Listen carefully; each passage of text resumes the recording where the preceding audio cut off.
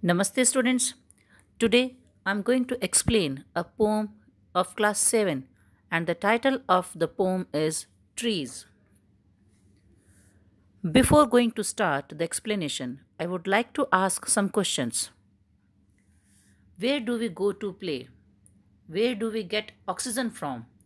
Where do we get fruits from? Yes, I know your answer would be trees.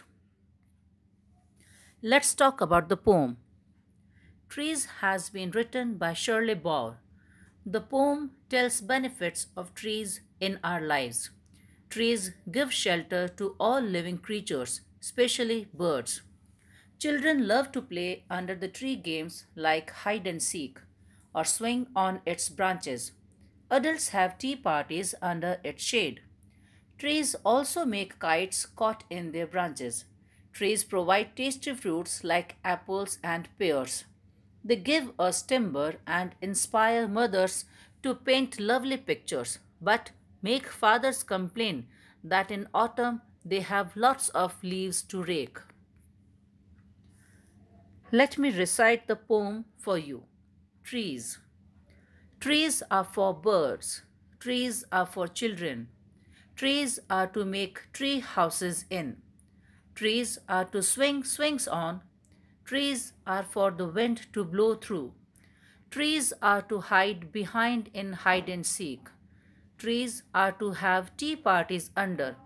Trees are for kites to get caught in. Trees are to make cool shade in summer.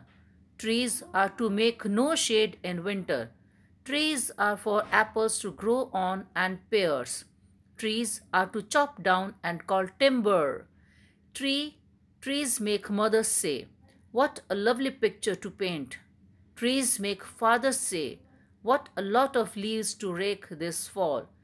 Written by Shirley Baur. Now I'll explain this poem. Trees are for birds. In this poem, Shirley Baur explained in the poem the benefits of trees in our lives. Trees give shelter to all living creatures, especially birds. They live in the trees and build their nests. Trees are for children. So in next line the poet says, trees are used by children. They love to make tree houses and use them as swings. Trees are to make tree houses in. Trees are to swing swings on. As I explained, that the poet is saying here in these lines that children enjoys making tree houses and the swings also. Trees are for the wind to blow through. The strong winds that blow through the trees provide relief to passers-by. Trees are to hide behind in hide and seek. Trees are to have tea parties under. So, not only children, but the adults also enjoy the trees, as children love to play hide and seek behind the trees. The adults also enjoy the trees. They have their tea parties under the shade of the trees. Trees are for kites to get caught in, and these trees catch the kites also. Trees are to make cool shade in summer. So here the poet says that during extreme summer, trees provide shade. Trees are to make no shade in winter. So here the poet shows the contrast. He says that during winters, some trees do not provide shade and allow people to enjoy in the sun. Trees are for apples to grow on and pears. The poet says that people get to eat delicious fruit like apples and pears. Trees are to chop down and call timber. So here the poet says that trees are useful even when they are chopped down.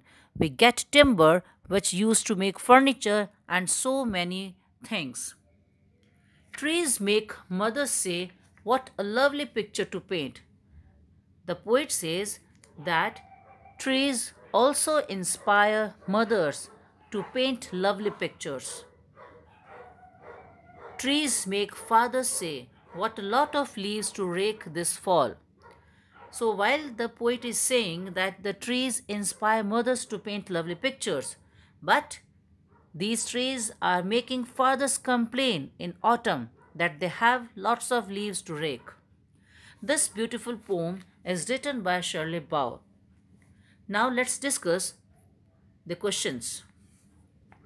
First question is, what are the games or human activities which use trees or in which trees also participate?